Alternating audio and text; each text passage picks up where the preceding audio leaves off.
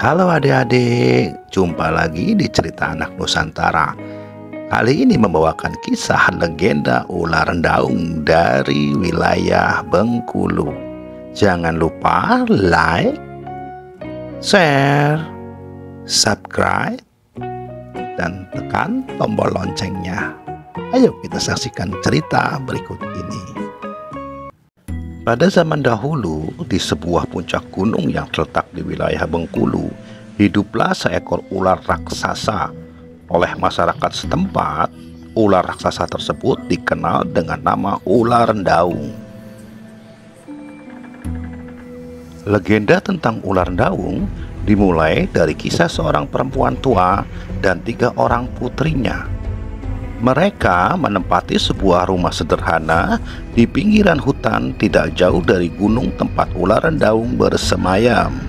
Untuk memenuhi kebutuhan hidup sehari-hari, keluarga tersebut mengandalkan ladang yang ada di belakang rumah mereka. Sayangnya, di keluarga miskin itu hanya wanita tua dan putri bungsunya saja yang rajin bekerja. Putri pertama dan kedua merupakan anak yang malas. Suatu hari, wanita tua itu jatuh sakit. Seorang tabib desa dipanggil dan segera memeriksanya. "Ibu kalian menderita sakit yang parah. Aku bisa meramu obatnya dari beberapa akar tanaman di hutan. Hanya saja akar-akar tanaman obat ini harus direbus dengan bara abadi yang ada di kawah puncak gunung sana. Sekarang siapakah di antara kalian yang berani mengambil bara api itu?" "Aduh, maafkan aku ibu. Mana berani aku mengambil bara api di bawah kawah gunung itu," kata kakak pertama. "Aku juga tidak berani ibu. Di puncak gunung itu bersemayam ular raksasa. Bagaimana jika aku dimakan ular itu?" ucap kakak kedua. "Demi ibu, aku siap berangkat mengambil bara abadi. Ibu doakan aku supaya aku selamat," ucap si bungsu. Ternyata justru si bungsu yang berani berangkat mengambil bara abadi itu. Sebelum berangkat, si bungsu tidak lupa mencium tangan ibunya dan minta didoakan agar selamat. Kedua kakaknya terkejut dan heran melihat adik mereka. Sedangkan sang tabib terlihat kagum dan bangga pada putri bungsu wanita tua itu. Si bungsu berjalan mendaki ke puncak gunung. Segala rintangan ditempuhnya demi mencari obat untuk kesembuhan ibunya. Setelah berhasil mencapai puncak gunung, si bungsu yang kelelahan terduduk di sebatang kayu yang besar. Tiba-tiba kayu besar yang disender itu bergerak.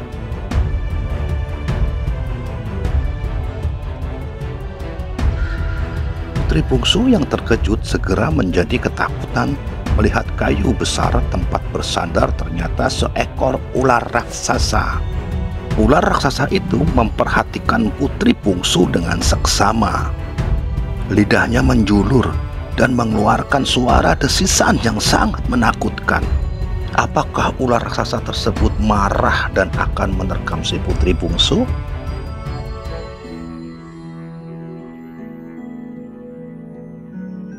"Siapa engkau? Dan kenapa ada di puncak gunung ini?" kata si ular. Putri bungsu kemudian menceritakan tentang penyakit yang menimpa ibunya. Ular daung merasa sedih mendengar cerita si bungsu. Tanpa terasa, ular daung itu meneteskan air mata. Putri bungsu merasa terharu melihat ular daung menangis meneteskan air mata begitu mendengar ceritanya.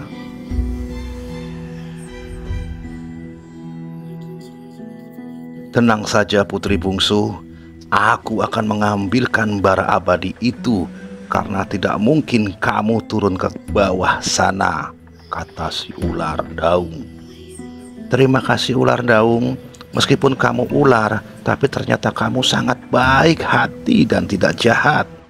Ular daung segera turun ke dalam kawah mengambil bara abadi, sedangkan putri bungsu mengamati dari bibir kawah. Tiba-tiba terdengar ledakan dari dalam kawah. Asap putih menjadi sangat tebal sehingga si putri tidak dapat melihat. "Ular, ular, apakah kamu baik-baik saja?" Berkali-kali putri bungsu memanggil ular daung. Tetapi tidak ada jawabannya. Si putri bungsu pun menjadi sangat cemas. Ketika putri bungsu dilanda kecemasan, tiba-tiba terlihat ular daung merayap dari bawah kawah menembus asap putih yang tebal. Tubuh ular daung penuh dengan keringat. "Syukurlah engkau selamat, ular daung. Aku sangat mengkhawatirkan kamu." "Hahaha, kalau cuma masuk ke dalam kawah ini, itu perkara kecil. Gua gitu loh. Tetapi bagaimana dengan bara abadinya? Apakah engkau berhasil membawanya?" Kalem. Ini dia." "Wah, kamu hebat. Kalau begitu, bolehkah aku membawanya? Aku ingin sekali ibuku cepat sembuh." Setelah aku memberikan bara abadi ini, maukah engkau datang kembali ke hutan ini untuk menemuiku di sini?" "Kenapa aku harus kembali lagi ke sini, ular?" Aku ingin menikah denganmu." "Aduh, bagaimana ya? Aku bingung harus menjawab apa," ujar si bungsu. "Baiklah, mana mungkin ular menyeramkan sepertiku menikah dengan seorang gadis cantik sepertimu. Terimalah bara abadi ini. Semoga ibumu cepat sembuh. Ular, aku akan segera pulang untuk mengobati ibuku. Setelah ibuku sembuh, aku akan segera kembali ke sini." "Wah, benarkah? Terima kasih putri. Aku sangat bahagia sekali." Sesampainya di rumah, kakak-kakaknya terkejut melihat putri bungsu selamat. Mereka bertanya macam-macam, tetapi putri bungsu segera memanggil tabib untuk membuat ramuan obatnya. Setelah ramuan siap, wanita tua tersebut langsung meminumnya. Sungguh mujarab ramuan tersebut. Wanita tua itu langsung sehat seketika. Sungguh luar biasa Tuhan menurunkan penyakit sekaligus obatnya. Meskipun kita butuh perjuangan untuk mendapatkan obatnya. Terima kasih putriku. Engkau telah mempertaruhkan keselamatanmu untuk mendapatkan obat untuk ibumu ini. Bungsu, ceritakanlah bagaimana kamu bisa selamat dari ular daung itu. Putri bungsu menceritakan semua kejadian yang dialaminya selama di puncak gunung bersama si ular daung. Ibunya dan tabib merasa takjub dan bangga dengan keberanian si putri bungsu. "Jadi, setelah ini kamu akan kembali ke gunung dan menikah dengan ular daung itu. Mana mungkin manusia menikah dengan ular," kata si kakak. "Sudahlah, yang terpenting adik kalian sudah berhasil mendapatkan bara abadi tersebut, dan sekarang dia harus memenuhi janjinya." Putri bungsu pun kembali ke puncak gunung dan menemui si ular daung.